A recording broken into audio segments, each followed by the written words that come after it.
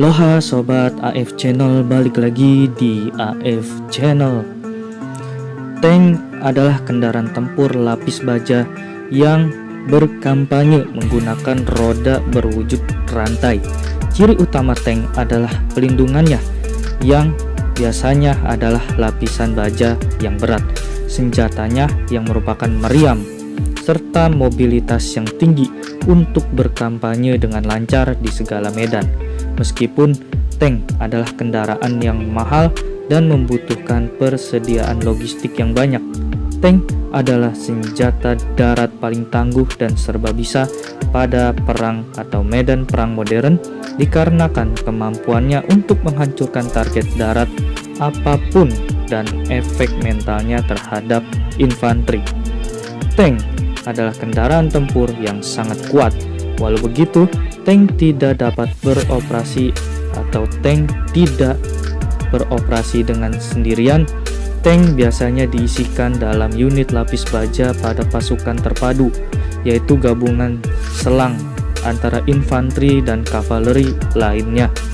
Tanpa dukungan unit lain, tank walaupun memiliki pelindung tebal tetap bisa dilumpuhkan oleh infanteri, ranjau, artileri, dan helikopter ataupun pesawat. Tank juga tidak efektif di medan hutan dan perkotaan, di mana kemampuan jarak jauh tank sah tidak bisa dipakai. Penglihatan pengendara tank sah terbatas, dan meriam tank mungkin tidak bisa berputar secara maksimal. Tank pertama kali dipakai pada Perang Dunia ke-1 untuk memecahkan kebuntuan Perang Parit, dan peran tank lama-kelamaan berevolusi untuk menggantikan peran kavaleri. Istilah tank atau tanki muncul pada masa pembuatan tank pertama di pabrik-pabrik di Inggris. Para pekerja diceritakan bahwa mereka sedang menciptakan sebuah kendaraan pengangkut cairan beroda rantai. Sah pembuatan kendaraan tempur ini bisa dirahasiakan.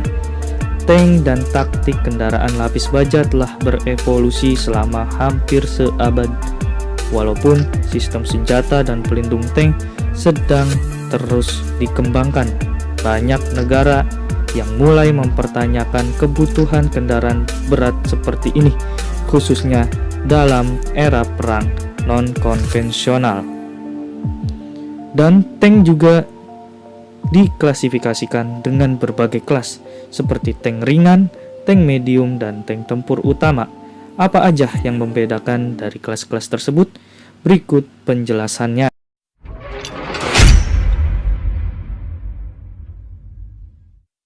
Yang pertama adalah tank ringan. Tank ringan adalah varian tank yang awalnya dirancang untuk keluar masuk pertempuran dengan cepat dan mengakali tank tempur utama yang berat. Mereka terutama digunakan dalam peran pencarian, pengintaian, dan pendukung tembakan pasukan ekspedisi, di mana tank tempur utama yang besar tidak dapat tersedia atau tidak dapat beroperasi dengan aman. Tank ringan awal umumnya dipersenjatai dan berlapis baja lebih baik daripada mobil lapis baja, tetapi menggunakan rantai untuk memberikan mobilitas lintas alam yang lebih baik. Tank ringan cepat adalah fitur utama dari penumpukan Perang Dunia Kedua, di mana mereka diharapkan akan digunakan untuk mengeksploitasi terobosan di garis musuh yang dibuat oleh tank yang lebih lambat dan berat. Banyak desain tank kecil dan tankette dikembangkan selama periode ini dan dikenal dengan berbagai nama, termasuk mobil tempur.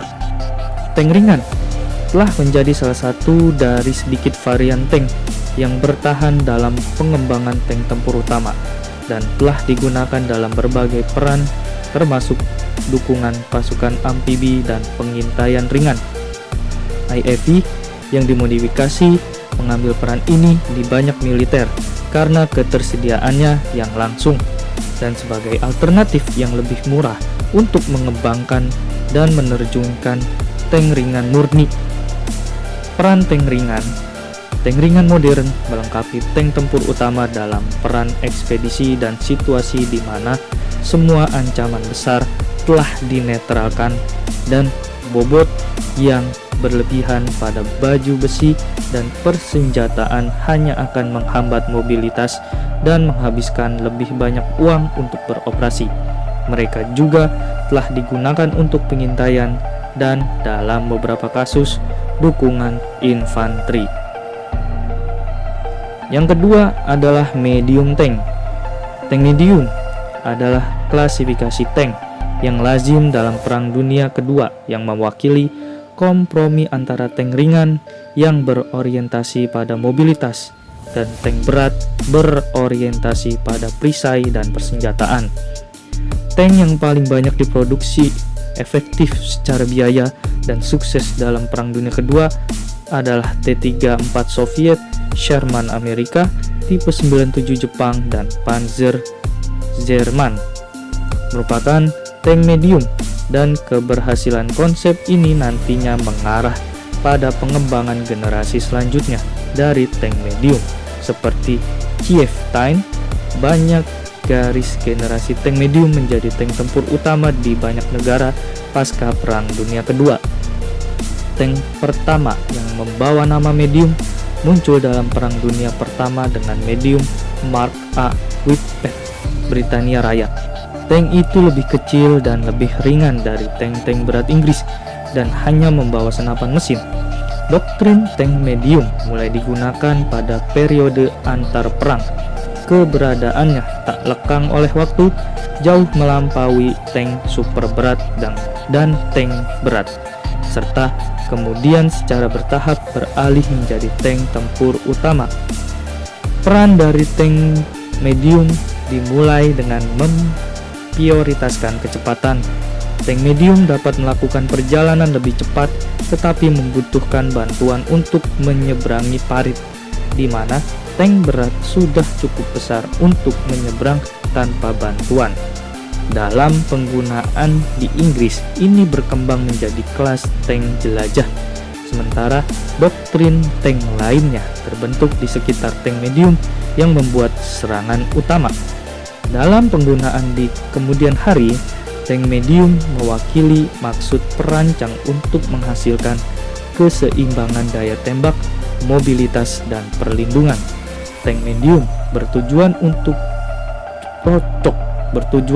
cocok dengan berbagai peran terluas, dengan sedikit ketergantungan pada jenis tank lainnya selama operasi normal. Yang ketiga adalah main battle tank atau tank tempur utama. Tank tempur utama atau main battle tank atau MBT, atau disebut juga tank tempur atau tank universal, adalah tank yang mengisi peran penembakan berat langsung atau heavy direct fire pada angkatan bersenjata modern. MBT dibuat untuk menggantikan peran tank ringan, medium, berat, dan super berat. Pengembangannya terus berlanjut sejak Perang Dingin dengan adanya pengembangan lapis baja komposit ringan. MBT sering dioperasikan untuk mendukung tank ringan di beberapa angkatan darat. Saat ini, MBT menjadi komponen kunci angkatan darat modern. MBT jarang beroperasi sendirian.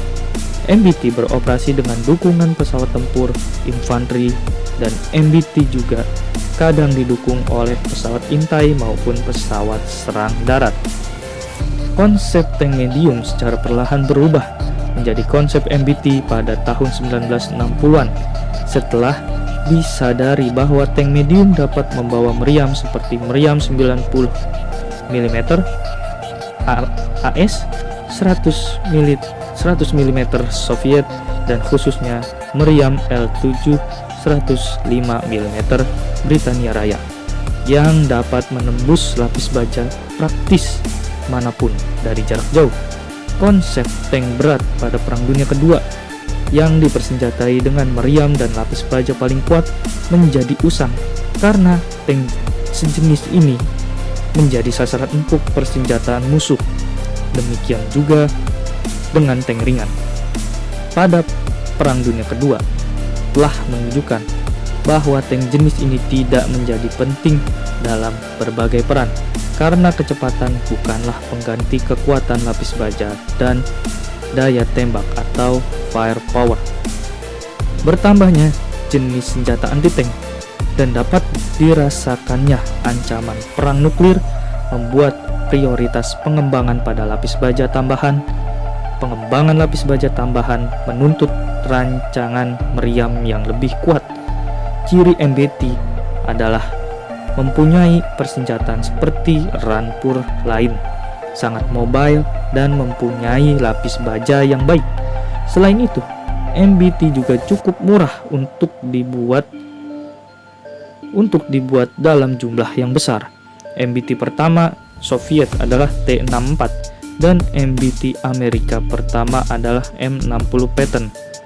Adopsi lapis baja MBT keramik dan semakin luasnya lapis baja di permukaan tank yang dibutuhkan untuk menahan serangan non-frontal dari helikopter serang juga menghasilkan efektivitas perlindungan terhadap radiasi ledakan nuklir. MBT mengisi peran yang disebut tank universal. Di Britania Raya mengisi hampir seluruh peran di medan perang. Mereka awalnya dirancang pada Perang Dingin untuk melawan MBT lain, tank ringan, serta kendaraan tempur infanteri dan kendaraan tempur lapis baja ringan modern lainnya, turut melengkapi dalam peran ekspedisi MBT. Dan dalam situasi di mana secara seluruh ancaman utama sudah dinetralkan, dengan mengoperasikan MBT secara penuh pada peran ekspedisi semacam ini hanya akan mengurangi mobilitas dan menjadi pemborosan. Pengintaian menggunakan MBT dilakukan pada daerah yang intensitas konflik tinggi, di mana pengintaian menggunakan tank ringan tidak cukup efektif karena kadang diperlukan pertempuran untuk memperoleh informasi dalam peperangan asimetris. MBT diterjunkan dalam jumlah kecil tetapi dengan konsentrasi tinggi. MBT hanya menembak target dalam jarak dekat dan membutuhkan dukungan seperti pesawat nirawak atau UAV untuk pertempuran jarak jauhnya.